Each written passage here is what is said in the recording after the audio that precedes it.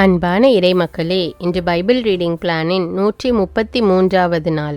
இன்று நாம் வாசித்து அறிய இருக்கிற விவிலிய பகுதி திருப்பாடல்கள் அதிகாரம் 49 முதல் 52 வரை. திருப்பாடல்கள் அதிகாரம் 49. செல்வம் பயனற்றது. பாடகர் தலைவருக்கு கோராகியரின் புகழ்பா. மக்களினங்களே, அனைவரும் இதை கேளுங்கள். மண்ணுலகில் வாழ்வோரே, யாவரும் செவி கொடுங்கள். தாழ்ந்தோரே, உயர்ந்தோரே, செல்வர்களே, ஏழைகளே, அனைவரும் ஒருங்கே செவி கொடுங்கள். என் வாய் ஞானமிகு சொற்களை உரைக்கும். என் மனம் விவேகமானவற்றை ஆழ்ந்து சிந்திக்கும். நீதிமொழிக்கு செவிசாய்ப்பதில் நான் கருத்தாய் உள்ளேன். யாழ் இசைத்து அதன் புதிரை விடுவிப்பேன். துன்ப காலத்தில் நான் அஞ்சுவானேன்.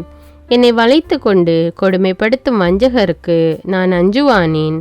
தம் செல்வத்தில் நம்பிக்கை வைத்திருக்கின்றவரோ தம் செல்வ பெருக்கை குறித்து பெருமையாக பேசுகின்றனர். உண்மையில் தம்மை தாமே மீட்டு கொள்ள எவராலும் இயலாது. தம் உயிரை மீட்க எதையும் கடவுளுக்கு தர இயலாது. மனித உயிரின் ஈட்டுத்தொகை மிக பெரிது. எவராலும் அதனை செலுத்த இயலாது. ஒருவரால் என்றென்றும் வாழ்ந்திட முடியுமா? படுகொலியை காணாமல் இருந்திட முடியுமா? ஏனெனில் அறிவிலிகளும் மதிகேடரும் மாண்டழிவது போல ஞானமுள்ளோரும் உயிர் துறப்பதை நாம் காண்கின்றோம் அன்றோ? அவர்கள் எல்லோருமே தத்தம் செல்வத்தை பிறருக்கு விட்டு செல்கின்றனர். கல்லறைகளே அவர்களுக்கு நிலையான வீடுகள். அவையே எல்லா தலைமுறைக்கும் அவர்கள் குடியிருப்பு. அவர்களுக்கு தங்கள் பெயரில் நிலபுலன்கள் இருந்தும் பயனில்லை. ஒருவர் தம் மேன்மையிலேயே நிலைத்திருக்க முடியாது.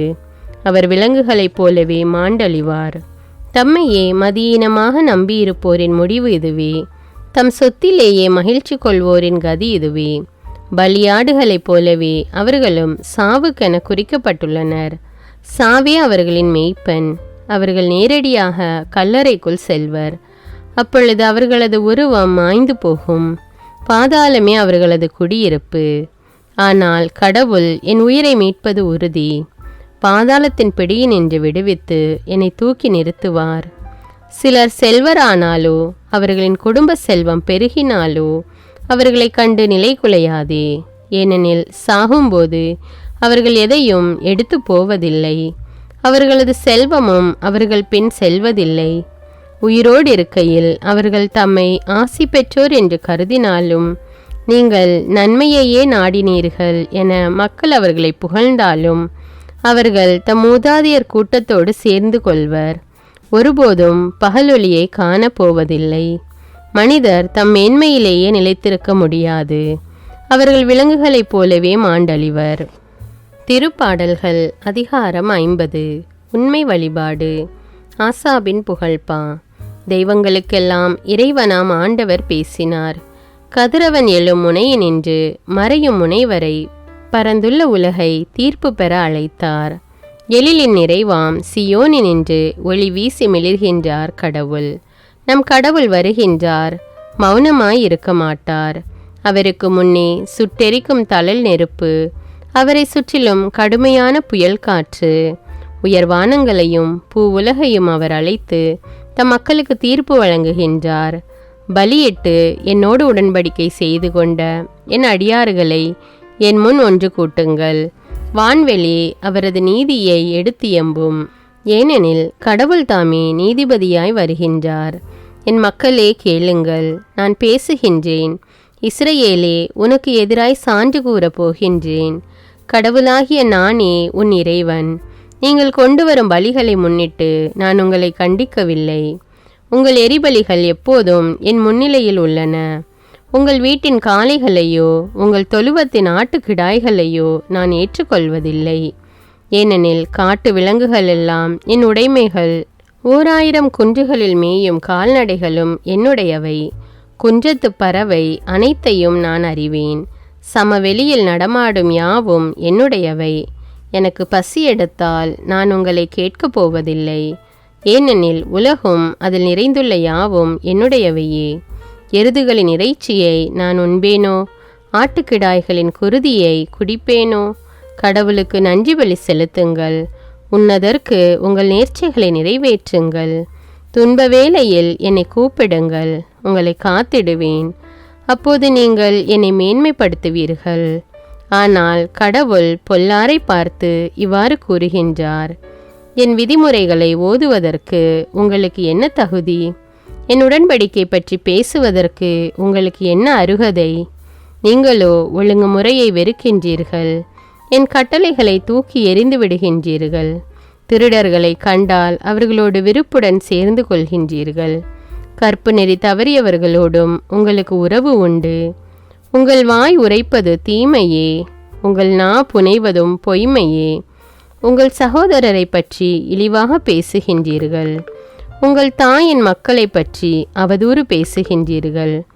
இவ்வாறெல்லாம் நீங்கள் செய்தும் நான் மௌனமாயிருந்தேன். நானும் உங்களை போன்றவர் என எண்ணிக்கொண்டீர்கள். ஆனால் இப்பொழுது உங்களை கண்டிக்கின்றேன்.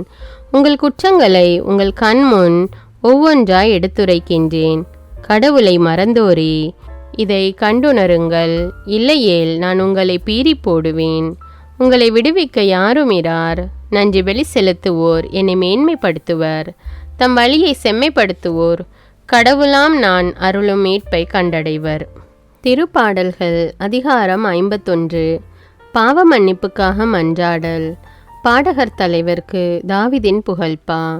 தாவீது பத்சேபாவிடம் முறை தவறி நடந்த பின் இறைவாக்கினர் நாத்தான் அவரிடம் வந்தபோது அவர் பாடியது: கடவுளே, உமது பேரன்புக்கேற்ப எனக்கு இரங்கும்.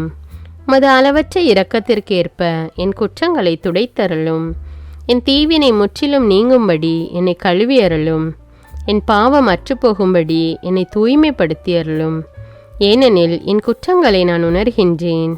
என் பாவம் எப்போதும் என் மனக்கண்முன் நிற்கின்றது. உமக்கு எதிராக நான் பாவம் செய்தேன். பார்வையில் தீயது செய்தேன்.